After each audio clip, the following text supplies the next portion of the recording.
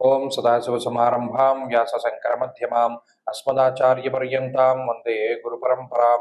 జ్యోతిష్ శాస్త్రాన్ని భావితరాల వారికి ప్రసాదించిన ఋషుల యొక్క పాదపద్మాలకి నమస్కారం చేసుకుంటూ, అలాగే నాకు ఈ జ్యోతిష విద్యను నేర్పిన గురువర్యులు జ్యోతిష బ్రహ్మ కీర్తిశేషులు శ్రీ ఏరంకి సూర్యనారాయణమూర్తి గారు, సూర్యశ్రీ దైవజ్ఞ గారి యొక్క పాదపద్మాలకి నమస్కారం చేసుకుంటూ, ఓం శ్రీ మహాగణాధిపతి నమః, శ్రీ గురుభ్యో నమః, హరి ఓం. వీక్షకులందరికీ నమస్కారం.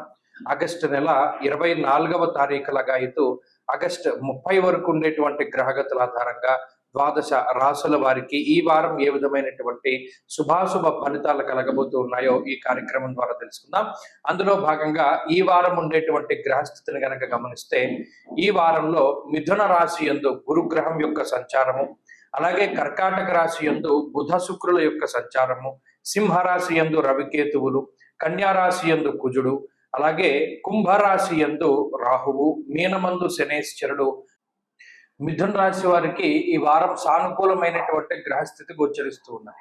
ప్రత్యేకించి ఈ రాశి వారికి 2వ స్థానమందు ఉన్నటువంటి బుధ శుక్రుల తాలూకు అనుకూలత, అలాగే తృతీయ స్థానమందు ఉన్నటువంటి రవిగ్రహం యొక్క ఆనుకూల్యత, అలాగే ఈ వారంలో ఉండేటువంటి చంద్రబలంతో కలుపుకొని 4 గ్రహాల తాలూకు శుభ ఫలితాలు రానున్నాయి.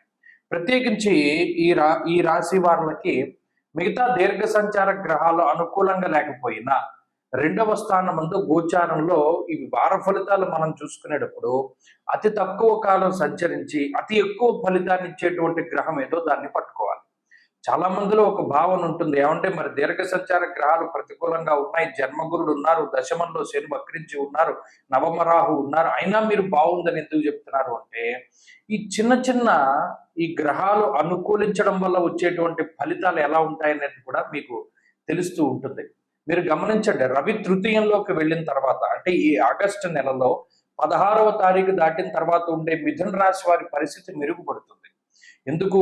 ఆరోగ్యం, నిత్య సంతోషం, బంధుమిత్ర సమాగమ అన్నారు. అంటే రవి తృతీయంలో ఇచ్చేటువంటి ఫలితానికి 2వ స్థానంలో ఇచ్చేటువంటి ఫలితానికి వ్యత్యాసం ఉంటుంది. ఆయన ఆత్మశత్రోత్సాహ వనపర్వతాది పితృకారకుడు కాబట్టి మనలో కొంత ఉత్సాహానికి, ధైర్యానికి, సాహసోపేతమైనటువంటి చర్యలకి, ఏదైనా ఒక పని చేయాలంటే కొంత ఊతానికి ఆయన సహాయపడుతూ ఉంటారు. కాబట్టి మిథున రాశి వారికి 4 గ్రహాల తాలూకు శుభ ఫలితాలు కనబడుతూ ఉన్నప్పటికీ, ఇందాక మనం చెప్పుకున్నట్టు జన్మగురుడు, అర్ధాష్టమ కుజుడు కొంత వ్యతిరేకమైనటువంటి ఫలితాలను ఇస్తారు. గురుడు రాజకోపో యశోహాని అన్నారు. అంటే కావాలని ఎవరైనా నీలాపనిందలు మీ మీద వేయడానికి ఎక్కువ ప్రయత్నాలు జరుగుతూ ఉంటాయి. మీరు చేయనటువంటి ఏదైనా చిన్న అకృత్యాలని మీరు చేశారు అని నిరూపించడానికి ఎక్కువ మంది దీనికి సహకరిస్తూ ఉంటారు, మీ మీద నిందారోపణలు చేయడానికి. ఈ నిందారోపణల వల్లే కొంత భయం వేస్తూ ఉంటుంది. భాగ్యహానిర్ భయం క్రూర బంధువైరం ధనక్షయం. చతుర్థ స్థానమందు కుజుడు ఉండడం వల్ల కూడా అటు కొంచెం మానసిక భయానికి కారణం. ఇక్కడ చూడండి, రవి మానసిక ధైర్యానికి అవకాశాన్ని ఇస్తే కుజుడు మనోభయానికి అవకాశాన్ని కల్పిస్తున్నాడు. కాబట్టి దీనివల్ల ఏమవుతుంది, రెండిటి తాలూకు ఫలితం వస్తుంది. ఒకానొక సందర్భంలో బాగా ధైర్యంగా ఉంటారు, ఒకానొక సందర్భంలో బాగా భయపడుతూ ఉంటారు. ఇలా మిశ్రమమైనటువంటి వాతావరణం ఉంటుంది. ప్రత్యేకించి ఆర్థిక ఇబ్బందులు ఏమీ లేవు, అలానే వచ్చినటువంటి రూపాయి జేబులోకి వెళ్ళదు, ఖర్చు అవుతూనే ఉంటుంది. ఇటువంటి పరిస్థితులన్నీ కూడా ఈ వారంలో మిథున రాశి వారికి ప్రత్యేకించి కనబడుతూ ఉంటాయి. ఉద్యోగపరమైనటువంటి ఒడిదుడుకులు, ఒత్తిడి ఉన్నప్పటికీ అధిగమించగలుగుతారు. ఈ వారంలో మిథున రాశి వారు మరింత అనుకూలమైనటువంటి ఫలితాలను సాధించడానికై ఎక్కువగా శివాష్టోత్తర శతనామావళి స్తోత్రాన్ని పారాయణ చేస్తూ ఉండడం చెప్పదగినటువంటి సూచన. ఈ వారంలో కలిసి వచ్చేటువంటి రోజు శుక్రవారంగా చెప్పవచ్చును. అదృష్ట సంఖ్య 5, అదృష్ట వర్ణము తెలుపు. తదుపరి కర్కాటక రాశి.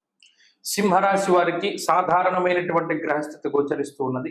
ఈ రాశి వారికి కేవలం గురుడు లాభస్థానమందు బలంగా ఉన్నారు తప్పితే వారంలో కొన్ని రోజులు యోగించేటువంటి చంద్రుడు, అనగా 2 గ్రహాల తాలూకు మాత్రమే శుభ ఫలితాలు వస్తూ ఉన్నాయి. ప్రధానంగా రాశ్యాధిపతి రవి జన్మరాశి సంచారము. చాలా మంది అనుకుంటారు సింహరాశ్యాధిపతి రవే కాబట్టి ఆయన జన్మరాశిలో సంచరిస్తే ఆయన గొప్ప యోగాన్ని కలగజేస్తారని.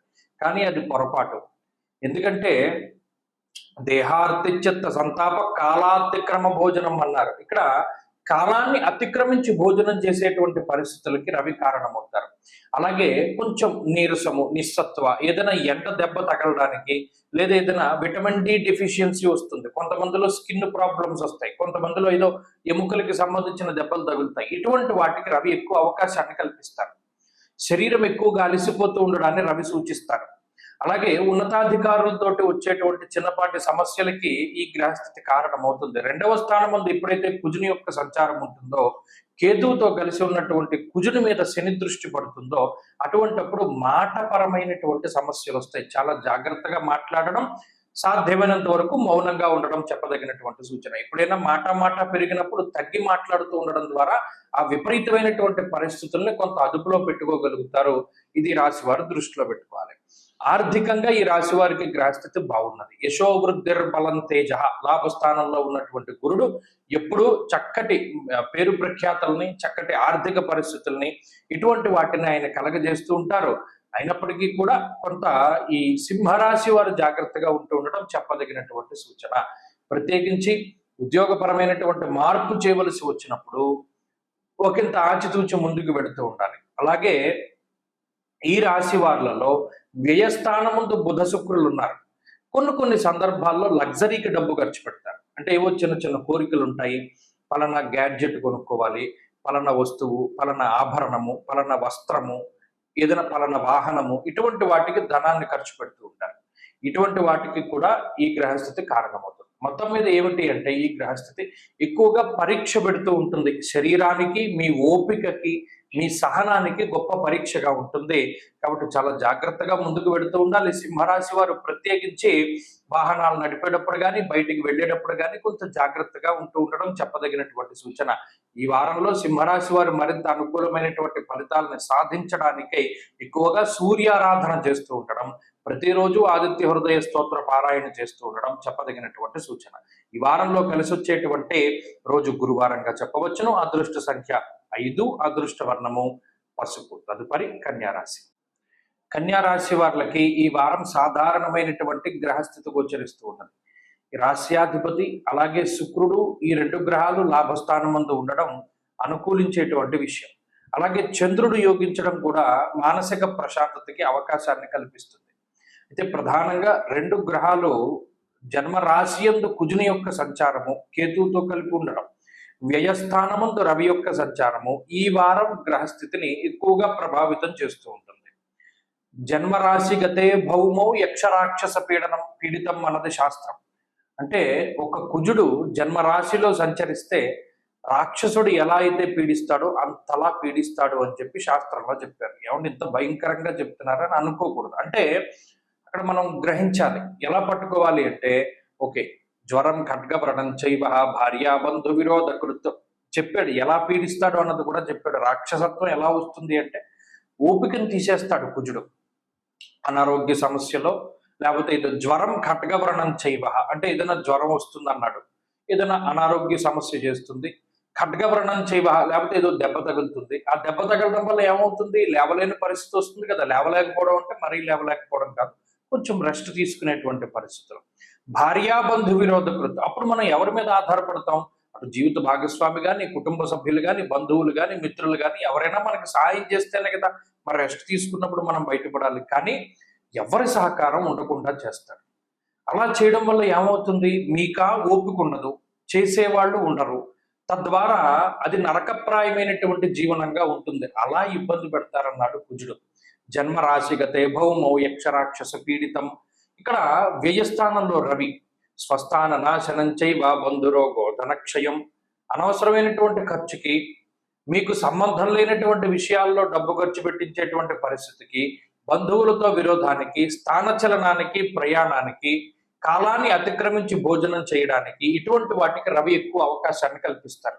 అంటే ఈ 2 గ్రహాలు పీడించేటువంటి విధంగా మరి ఏ గ్రహము కూడా పీడించదు, ఒకేసారి పీడిస్తున్నాయి. కాబట్టి ఈ కన్యారాశి వారు ఏం చేయాలి అంటే ఆ 2 గ్రహాల తాలూకు పీడ నుండి బయటపడాలి. ఎలా బయటపడతామంటే, ఒకటి కుజగ్రహ అధిష్టాన దైవమైనటువంటి సుబ్రహ్మణ్యారాధన.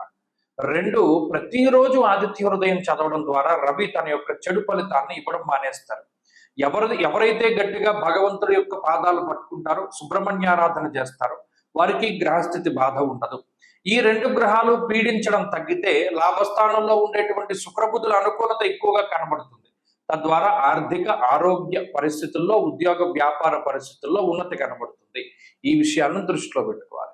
అలాగే ఈ వారంలో కలిసి వచ్చేటువంటి రోజు బుధవారంగా చెప్పవచ్చును. అదృష్ట సంఖ్య 5, అదృష్ట వర్ణము లేత ఆకుపచ్చ రంగు. తదుపరి తులారాశి.